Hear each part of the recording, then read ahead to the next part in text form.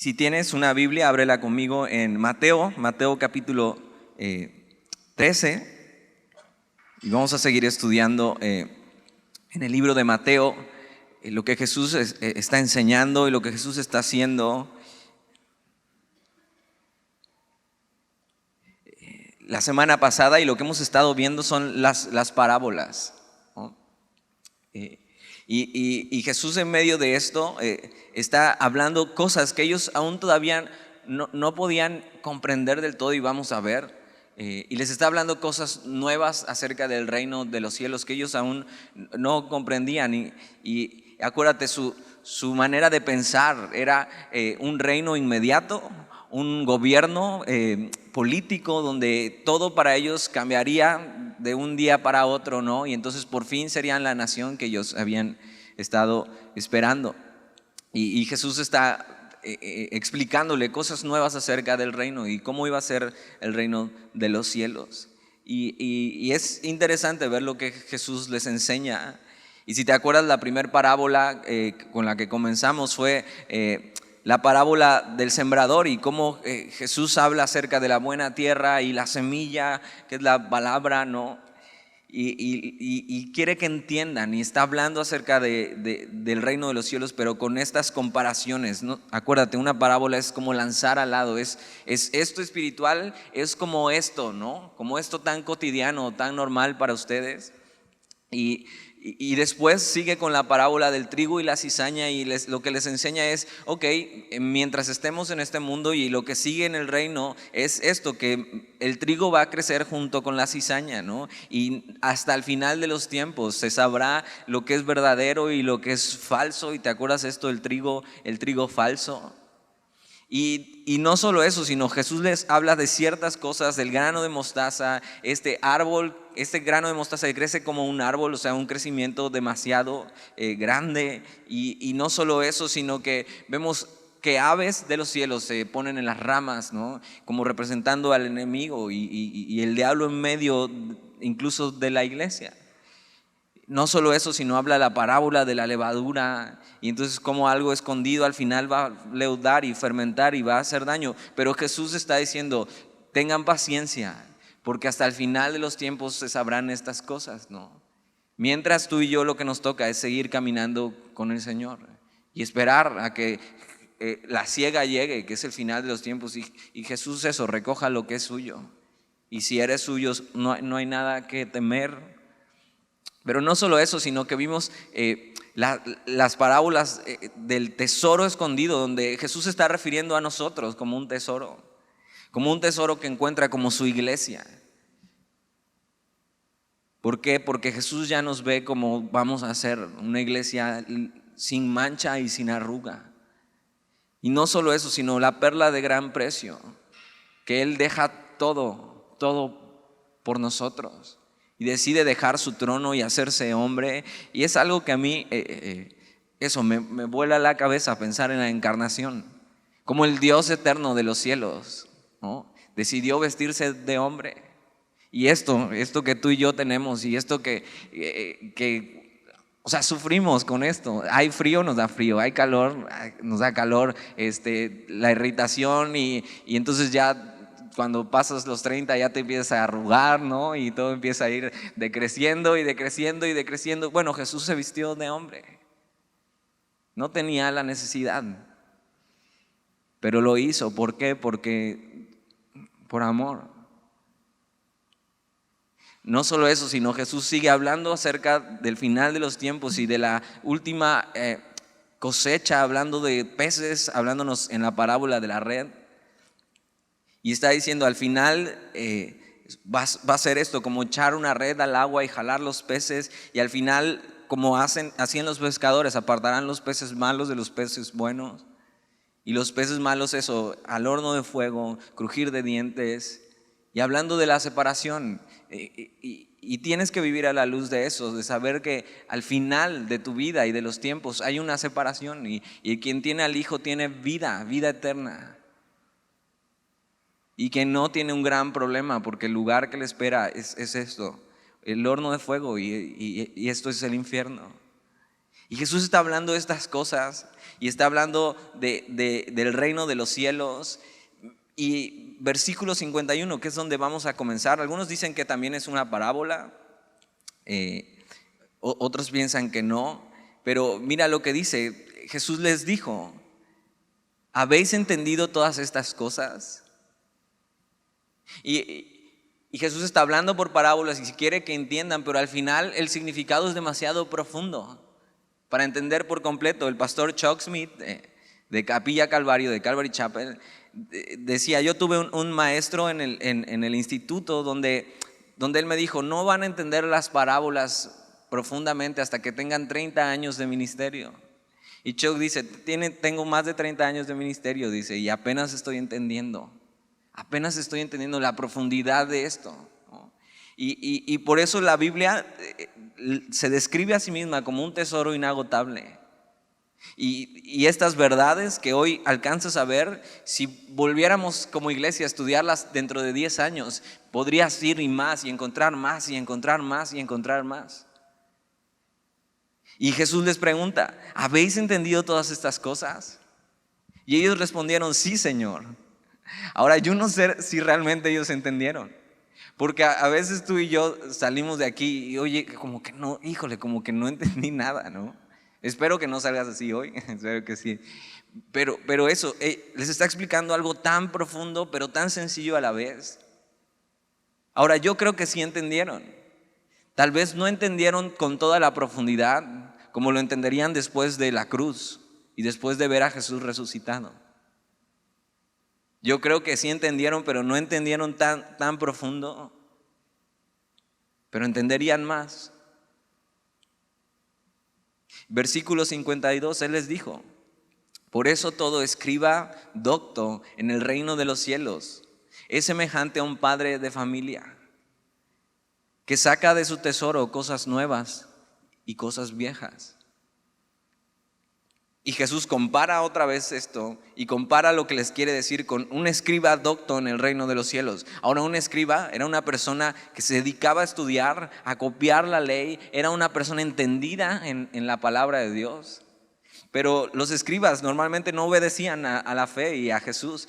Pero Él está diciendo: un escriba docto en el reino de los cielos, alguien entendido en el reino de los cielos. Y está esperando que ellos, los discípulos, sean estos escribas doctos en el reino de los cielos. Y Jesús está esperando que tú y yo seamos un escriba, alguien. Y también escriba se podría traducir como discípulo. Que tú y yo seamos entendidos, eso, en el reino de los cielos. Y no solo eso, sino que es semejante a un padre de familia que saca de su tesoro. Y ojo, su tesoro, ¿cuál debería ser nuestro tesoro? Por supuesto Jesús, pero la palabra de Dios como un tesoro.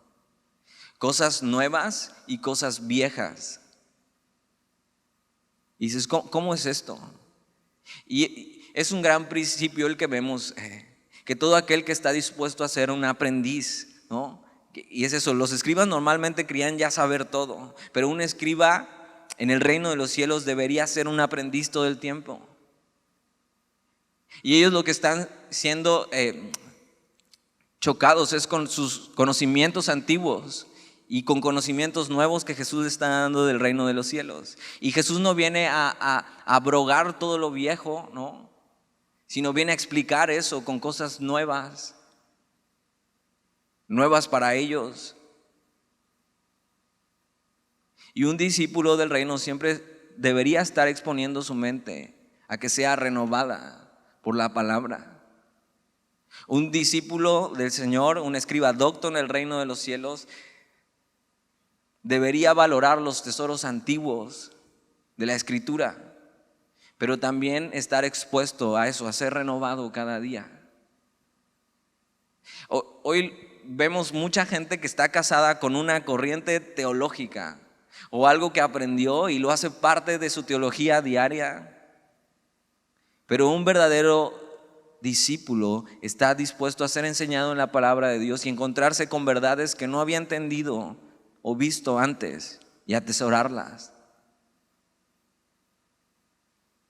Ellos habían entendido, pero no habían entendido hasta agotar el significado. Y tienes que saber que tú y yo hemos entendido cosas de Dios. Y por eso estamos aquí aprendiendo. Pero todavía no hemos agotado el significado que Dios nos está queriendo decir. Entonces, ¿qué debería provocar esto en nosotros? Querer más. ¿Has visto a alguien que no sabe comer alitas? Es que tiene que ver eso. O sea, yo no sé comer alitas, por ejemplo, y no me gustan tanto, prefiero los boneless, pero hay personas que son expertas en comer alitas y chupan todo hasta no dejar casi ni el cartílago del hueso, ¿no? Y otros como yo, nada más le mueren tantito por aquí, por acá y lo dejas y dices, ¿cómo ya? Y las personas que saben comer les dan ganas de chuparse tus huesitos, ¿no?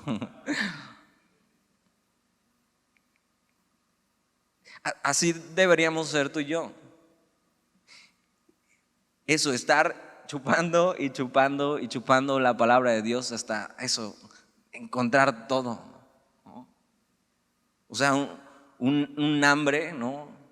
Y saber eso, sacar y sacar y sacar de ahí, sacar y sacar de ahí. Por eso te decía, yo creo que en 10 años, si seguimos buscando, volveremos a estos pasajes como iglesia y encontraremos más y más y más y más. Pero no solo en 10 años, si sigues estudiando tu Biblia todos los días, tú puedes regresar a estos pasajes y encontrar más y que Dios siga revelándose a tu vida a través de Jesús. La Biblia es eso, una fuente inagotable de provecho para nuestras vidas. Por eso, Navegantes, y ya te van a anunciar la próxima semana que ya casi vamos a empezar Navegantes. Navegantes es una joya para nosotros. Son verdades sencillas del reino de Dios, o más bien las verdades más prácticas, ¿no?, que puedes tener de la Biblia. Pero cada vez que vas ahí y vas ahí, eso, encuentras un tesoro inagotable. Hay muchas personas que no se quieren meter a un discipulado porque piensan ya ser un escriba docto en el reino de los cielos, ¿no? Ya tengo 20 años, es más, yo fui maestro de otra iglesia, ¿no? O sea, como que eso se les hace poco, ¿no? Y dejan de ver que la palabra de Dios es un tesoro interminable. O sea, no te la acabas, no te la acabas.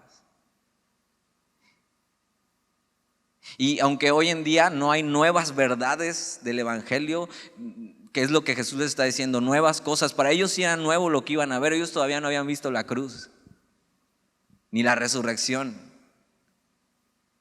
Hoy en día ya no hay nuevas verdades, pero más bien son nuevos entendimientos en las viejas verdades. Y por eso dice, un escriba docto sabe esto, buscar y dar de su tesoro, ¿no? Y tomar de su tesoro cosas viejas y nuevas.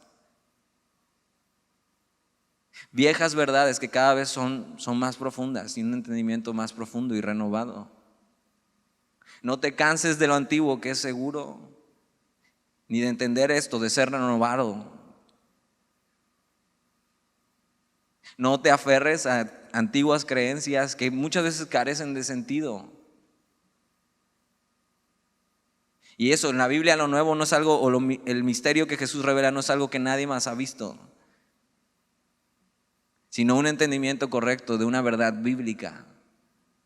Por eso Romanos 12:2 dice que sigamos siendo renovados en nuestra mente, en nuestra manera de pensar. Tú y yo necesitamos reconocer que necesitamos ser enseñados y ser renovados cada día. Invertir nuestra vida en conocer y ver, y por eso se compara la palabra como un espejo antiguo que eran de bronce, donde puedes así como que ver un poquito, y cada vez ves más, y cada vez ves más. Y cada vez que tú y yo vamos a la palabra, nos estamos asomando a la eternidad. Y estamos viendo así de a poco a lo que nuestros ojos tanto anhelan ver.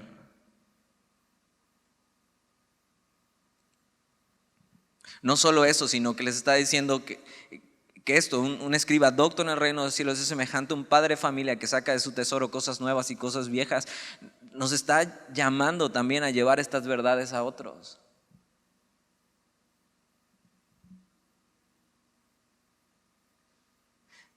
¿No te pasaba que antes nada más abrías tu Biblia y parecía que habías comprado una Biblia en hebreo, ¿no? Porque nomás no entendías nada, ¿no?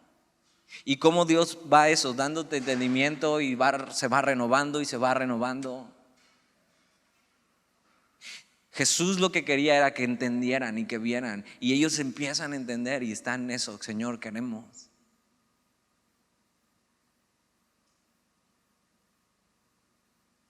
Por eso le dice, por eso todo escriba docto en el reino de los cielos es semejante a un padre de familia que saca de su tesoro cosas nuevas y cosas viejas. Y ellos se preocupaban por entender, los discípulos, y tú y yo eso. Señor, quiero. Versículo 53. Aconteció que cuando terminó Jesús estas parábolas, se fue de allí y venido a su tierra les enseñaba en la sinagoga de ellos, de tal manera que se maravillaban y decían, ¿de dónde tiene esta sabiduría y estos milagros? Y lo que hace Jesús es regresar a su ciudad y entonces está ahí con ellos y ellos lo que están viendo es esto. No podían negar que este hombre, Jesús, era sabio y lo que decía tenía el sentido, ¿no? Y no podían negar incluso los milagros y el poder que él tenía de Dios. Y están viendo y están escuchándole. Pero mira cómo responden ellos a esto. Versículo 55. ¿No es este el hijo del carpintero? ¿No se llama su madre María y sus hermanos Jacobo, José, Simón y Judas? ¿No están todas sus hermanas con nosotros? ¿De dónde pues tiene todas estas cosas? Y bueno, por supuesto que esto termina con la idea de que María fue siempre virgen, ¿no? O sea, aquí nos da hasta que tuvo un chorro de hijos, ¿no? Hasta hijas, ¿no? Hermanas, medias hermanas de Jesús, medios hermanos de Jesús. Y lo que hacen ellos es simplemente tropiezan con la realidad de que Jesús pueda ser Dios, ¿no? O sea, ellos simplemente ven y consideran las cosas que tienen a su alrededor y con sus prejuicios. O sea, ¿no es este el hijo del carpintero? O sea, hasta era un rumor de que no es ni siquiera el hijo del carpintero, sino un bastardo. O sea, se les hacía tan común. Y por eso los cuadros que venden de Jesús, o sea, es un Jesús de telenovela, ¿no? Se parece más a William Levy que al Jesús de verdad. O sea, Jesús era eso, común y corriente, normal. O sea, dice que sin hermosura para que nadie le deseara. Y se les hacía eso, tan común y corriente que decían, no puede ser. No puede ser que este hombre pueda ser el Mesías. Y tropezaban con la realidad de que Jesús era Dios. Hay personas que siguen tropezando con verdades del Evangelio, con la vida de Jesús, y que hay cosas que no están dispuestos a creer, ¿no? Hoy la gente, igual que en este tiempo, no podía negar la sabiduría de Jesús. Que no hay nada malo en el mensaje del Evangelio. O sea, ¿qué de malo tiene amar al prójimo? Y ellos entienden eso. Bueno, pues no hay nada malo, pero entonces ¿por qué no obedecen a la fe? Porque cuando se encuentran con la idea de que Jesús es Dios y Jesús es este Jesús tan cotidiano, alguien que no puede darte la vida que tú querías y hacerte realidad tus sueños. Y ellos, acuérdate, tenían esta idea: el Mesías tiene que venir en un caballo blanco a liberarnos. Tiene que levantarse en armas para por fin cumplir nuestros sueños, que es de ser una gran nación. Por eso mucha gente se acerca, porque es engañada y hay gente que enseña esto, que Jesús va a cumplir tus sueños y te va a dar prosperidad. Entonces vienen, pero cuando se encuentran con la realidad de quién es Jesús y que Jesús no es quien cumple tus sueños, ¿no?, ni tus expectativas, entonces se dan la vuelta y se van. Y ellos están un poco en esto, ver la realidad de Jesús. Y no es la persona que están dispuestos a seguir. Y ahí tropiezan. No vale la pena Jesús para ellos. Ten cuidado de no encontrarte ahí, con la realidad de quien Jesús es y lo que vino a hacer, y tropezar con eso. Tal vez si Jesús hubiera venido con un saco de colores aparentando prosperidad, una barba súper bien cuidada, ¿no?, lujos de un rey, sería más fácil para algunos poder seguirle. Ellos no querían creer eso, que alguien tan normal y tan cotidiano, que ellos conocían, ¿no? O sea, no es el hijo de María, o sea, si lo vimos, o sea, es más, él me hizo unos bancos de madera porque trabajaba con su papá. Demasiado cotidiano para ellos. Y tienen delante al autor de la vida y al Mesías que deberían estar esperando y simplemente tropiezan.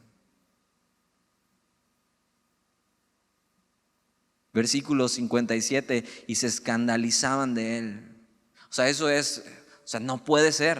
Eso es tropiezo, es como, no puede ser, esta verdad no me cabe, no puede ser, no me cuadra. Y se escandalizaban de él, diciendo, no puede ser el Mesías. Y Jesús lo que hace es citar un viejo proverbio. Dice, pero Jesús les dijo, no hay profeta sin honra, sino en su propia tierra y en su casa. Y por eso se ha escuchado, nadie es profeta en su propia tierra, ¿no? Nada más que no lo tomemos como un pretexto para nosotros, ¿no? De decir, bueno, es que nadie me cree porque pues nadie es profeta en su propia tierra, ¿no? Y sí puede pasar, nos puede pasar a nosotros. A veces con las personas más cercanas, ¿no?, cuesta trabajo que vean eso, realmente lo que Dios está haciendo. Pero al final sí hay una evidencia de que Dios transforma vidas. Y Jesús cita este proverbio. Fíjate, lo juzgaban no por su sabiduría, sino por su falta de credenciales para enseñar. Lo juzgaban por su posición social, por su contexto familiar.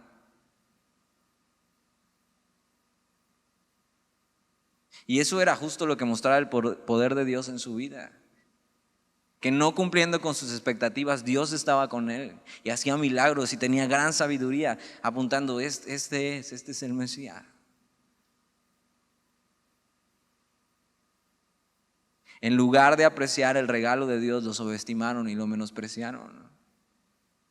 Por eso Juan dice, él era la luz de los hombres, pero los hombres amaron más las tinieblas que la luz. No era la luz que esperaban, no era la luz que querían, no valía la pena seguir a un hombre como este. Y Jesús es rechazado por su propia gente. Entonces Jesús te entiende. Cuando de repente ya ni tus familiares te devuelven la llamada, ya no te invitan a sus comidas de domingo.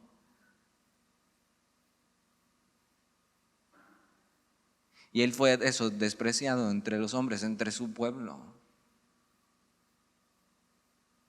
Entonces, si estás sufriendo esto por seguir a Jesús, te estás pareciendo más a él. Entonces sigue caminando. Y eso. Al final ellos, vamos a ver que su incredulidad hizo que Jesús no solo se fuera, sino que no pudiera obrar en sus vidas. Mira lo que dice el versículo 58. Y no hizo allí muchos milagros a causa de la incredulidad de ellos. Al final la incredulidad de ellos fue un obstáculo para que Jesús pudiera obrar.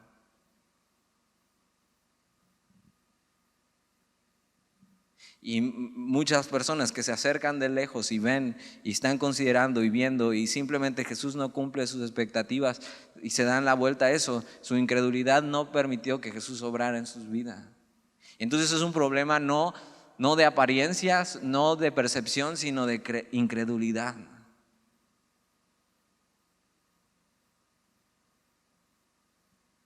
Y Jesús decide darse la vuelta e irse. Capítulo 14, versículo 1. En aquel tiempo Herodes, el tetrarca, oyó la fama de Jesús y este Herodes es Herodes Antipas, hijo de Herodes el Grande. Herodes el Grande es el que hizo la matanza de los niños y entonces Jesús sus papás tuvieron que llevarlo y huir. Pero Herodes Antipas era uno de sus hijos. Y este quedó como el tetrarca o dueño de una cuarta parte del reino. Y este hombre va a salir más adelante. Pero este hombre oyó la fama de Jesús. Ya para este entonces ya Jesús tenía cierta audiencia, ya gente le estaba siguiendo, se reunían alrededor de él. Y este Herodes escucha, pero mira lo que pasa en el versículo 2. Y dijo a sus criados: este es Juan el Bautista, ha resucitado de los muertos y por eso actúan en él estos poderes. Porque Herodes había prendido a Juan y la había encadenado y metido en la cárcel por causa de Herodías, mujer de Felipe su hermano. Entonces te voy a explicar la novela que estaba pasando aquí más o menos. Herodes Antipas era un hombre, vamos a ver, perverso. Pero no solo eso, sino que se había divorciado de la mujer que tenía, la había dejado y había tomado por mujer a la esposa de su hermano Felipe. Y entonces no solo estaba con una esposa que no era suya, sino la esposa de su hermano. Y entonces para este entonces ya habían matado a Juan el Bautista. Por sencillamente esto, por haberle dicho esto, que no era lícito tenerla. Y lo que pasaba con Herodes es que ya estaba atemorizado por lo que había hecho. Y cuando ve la fama de Jesús y ve lo que él hace, aunque claramente el ministerio de Jesús y de Juan el Bautista no es muy parecido, pero al ver este poder y a ver que venía eso anunciando a Dios y el reino de los cielos, ya tenía esto como que ya le perseguía el recuerdo de Juan el Bautista. Mira, vamos a seguir leyendo. Versículo 4, porque Juan le decía: no te es lícito tenerla. Y Herodes quería matarle, pero temía al pueblo, porque tenían a Juan por profeta. Pero cuando se celebraba el cumpleaños de Herodes, la hija de Herodías danzó en medio y agradó a Herodes. Entonces es todo un plan y toda, te digo, una novela totalmente. No solo esto, sino que esta mujer Herodías también era perversa. Y Juan les había cuestionado, diciendo: no es lícito, no está bien lo que están haciendo, no está bien que hayas dejado a tu esposo y hayas venido a casarte con el hermano de tu esposo. Están pecando delante de Dios. Y entonces el plan de esta mujer de Herodías es seducir a su esposo con su hija. Ve esto. No era la hija de Herodes, sino era la hija de su hermano Felipe, esta Salomé.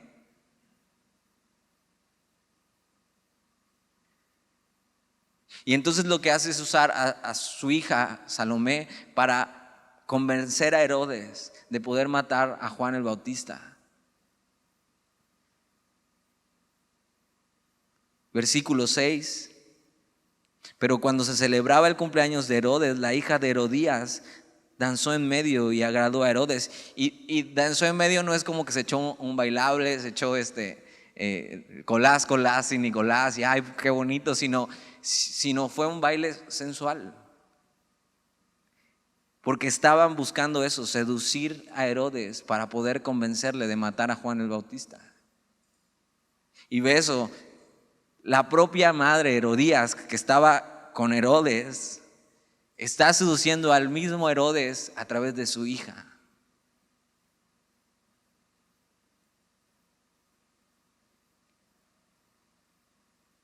Versículo 7. Por lo cual éste le prometió con juramento darle todo lo que pidiese. Ella, instruida primero por su madre, dijo: dame aquí en un plato la cabeza de Juan el Bautista. Y ve todo esto porque es. Porque ellos fueron confrontados con la verdad y les incomodó. Y vamos a ver en esto, Herodes es lo que muchos están dispuestos a hacer con tal de no arrepentirse, es callar la voz de sus conciencias y cortar todo lo que tenga que ver con Dios para seguir con su pecado. O sea, al final Herodes va a ceder en esto porque es seducido por sus propios deseos. Y ya hasta tiene delirio de persecución porque piensa, o sea, este Jesús, para mí que es Juan el Bautista, que resucitó, reencarnó. Su conciencia culpable y su superstición así lo tienen atemorizado.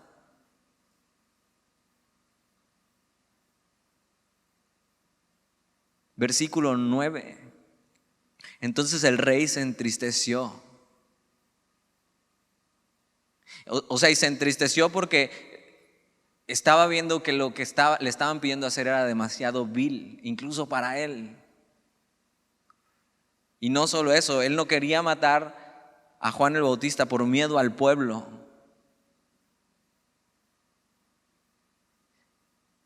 Entonces el rey se entristeció, pero a causa del juramento y de los que estaban con él a la mesa, mandó que se la diesen y ordenó decapitar a Juan en la cárcel. Y fíjate, está triste por su decisión tan vil, pero a veces estar triste no significa nada. Tú te puedes entristecer por el pecado, pero aún así seguir pecando.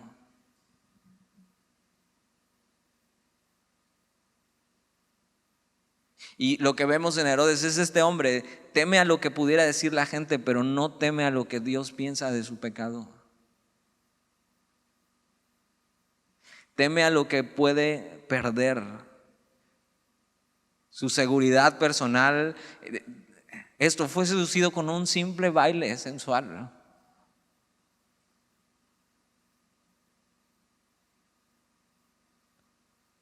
De nada sirve entristecerse por tu pecado si vas a seguir pecando.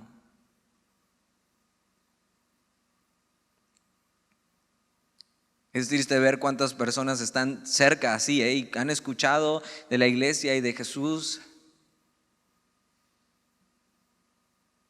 Escuchan el mensaje, saben que tienen que arrepentirse, hasta son simpatizantes algunos.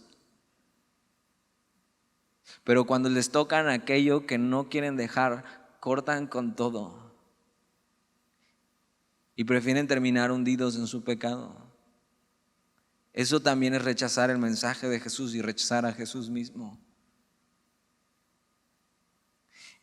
Lo que Herodías y al final Herodes hacen es callar la voz que les acusaba de su pecado, de Dios diciéndoles que estaba mal y que tenían que arrepentirse. Lo que ellos hacen es apagar y bajar el switch y cortar. Si tú hoy escuchas esta voz de Jesús diciendo arrepiéntete, de Dios diciéndote, o sea, no la apagues, mejor arrepiéntete hoy. Porque estos pasos te pueden llevar así, a donde van a llevar a Herodes, a Herodías.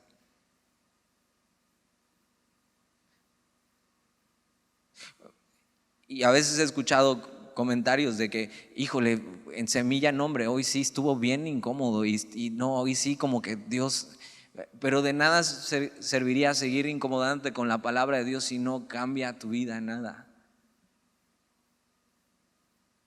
Al final lo que hemos visto es que gente viene, se incomoda por un tiempo y pasa una de dos: o cambian y se quedan, o cortan la cabeza al pastor y deciden, bye.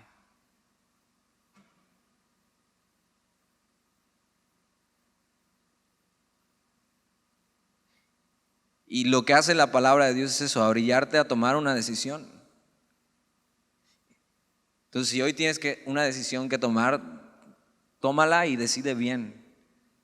Decide arrepentirte. Pero Herodes y Herodías deciden, ¿sabes qué? Me incomoda esta verdad. No quiero saber nada de esta verdad. Y ve qué plan tan perverso con su propia hija.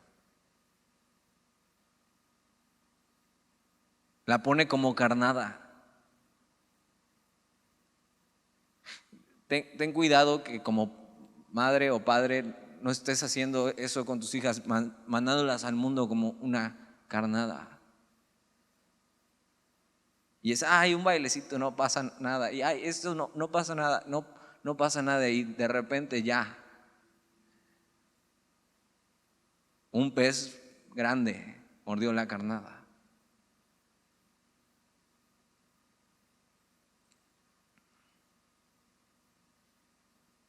Y mira esta imagen del versículo 11. Y fue traída su cabeza en un plato. Juan no merecía esta muerte. No merecía morir así con un plan tan ruin y vil.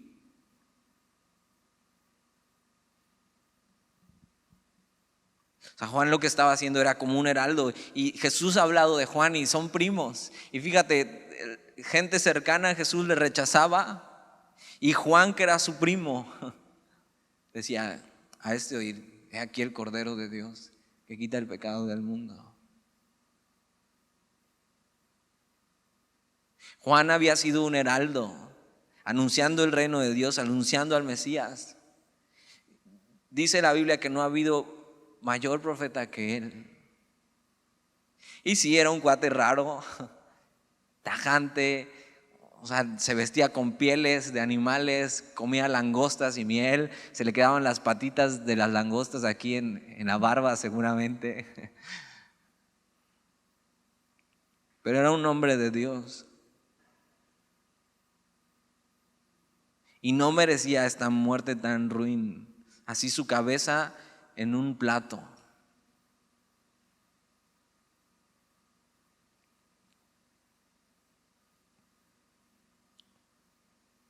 Y fue traída su cabeza en un plato y dada a la muchacha, a Salomé.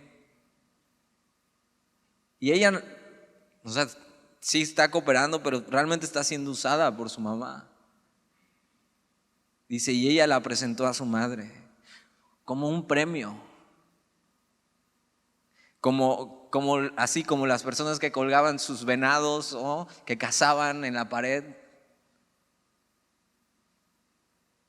Como un premio.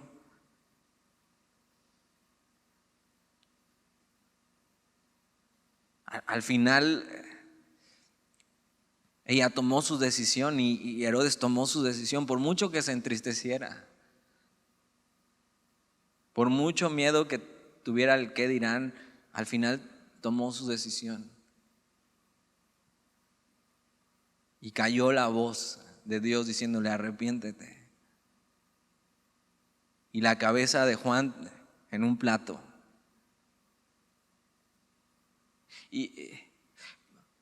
Pero Juan, al final de todo su anhelo y su oración fue cumplida.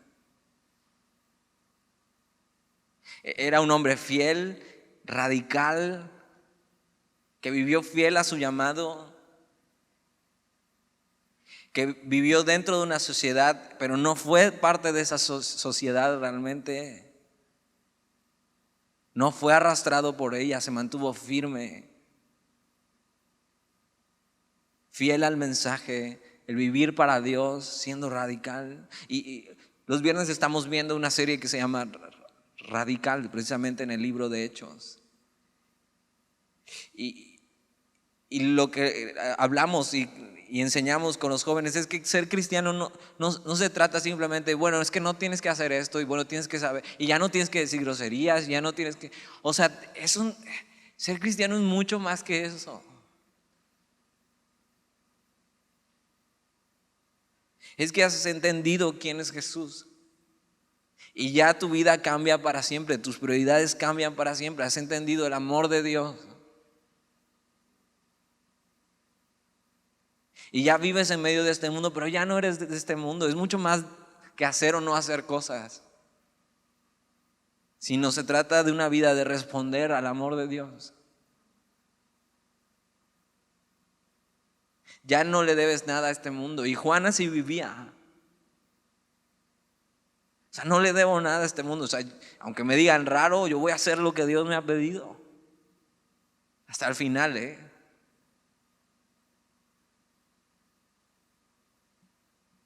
Y Juan fue eso, un heraldo que anunció el reino de Dios y apuntó a Jesús. He aquí el Cordero de Dios que quita el pecado del mundo. Hablar la verdad a Juan le costó la cabeza. Y a veces seguir a Jesús, obedecer y hablar la verdad tiene un costo. Ahora, ojo, no se trata de que tienes que ir con todos tus familiares y decirle, oye, estás mal, estás en esto, o sea, no te han llamado a hacer eso, pero sí eso, hablar la verdad, arrepentimiento.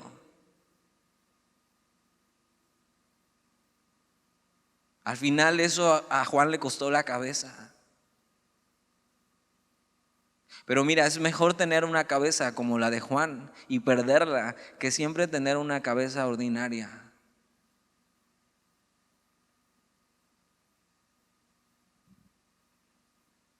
Es eso. Es mejor perder siendo fiel a Dios.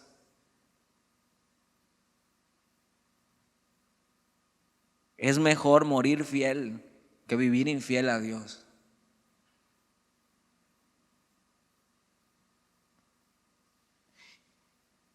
A veces el miedo a perder cosas, relaciones, personas, nos impide obedecer a Dios.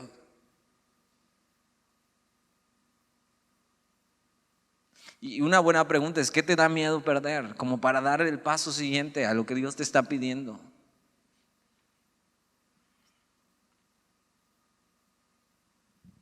La vida de Juan nos enseña que no debemos esperar caricias del mundo, porque a veces los más fieles son los que son más puestos en aflicción. Pero es que Juan había entendido, o sea, esto no se trata de hacer y no hacer cosas, se trata de mi vida completa, como una ofrenda a Dios. Ya no le debo nada al mundo. Y entiende lo que Pablo va a decir más adelante, que para mí el vivir es Cristo y el morir es ganancia. Ya no tengo nada que perder, porque ya gané todo en Jesús.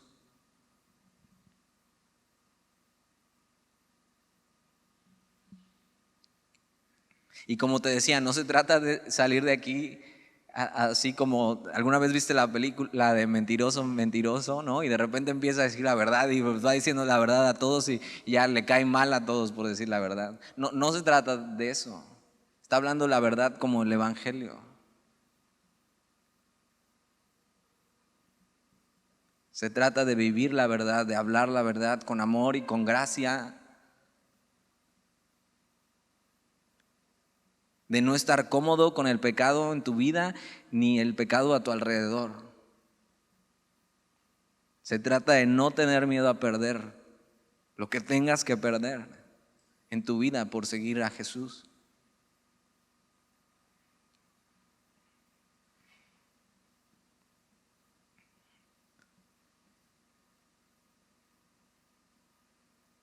Versículo 12.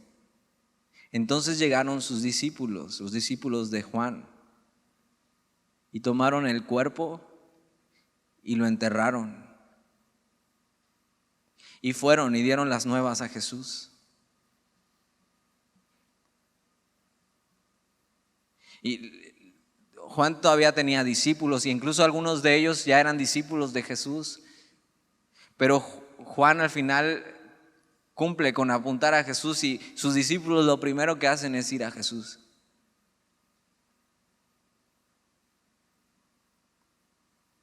Porque Juan dice, yo no soy, es Jesús. Yo no soy digno ni de desatar la correa de sus sandalias.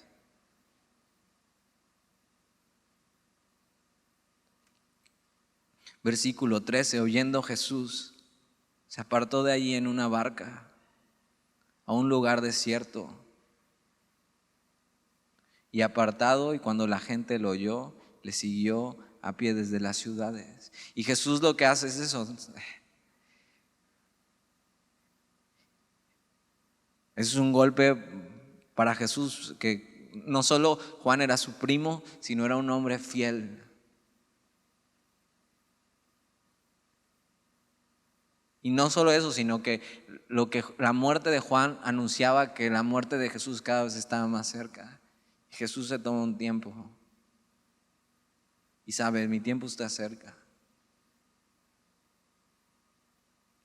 Y Juan al final encontró en su muerte el mayor gozo.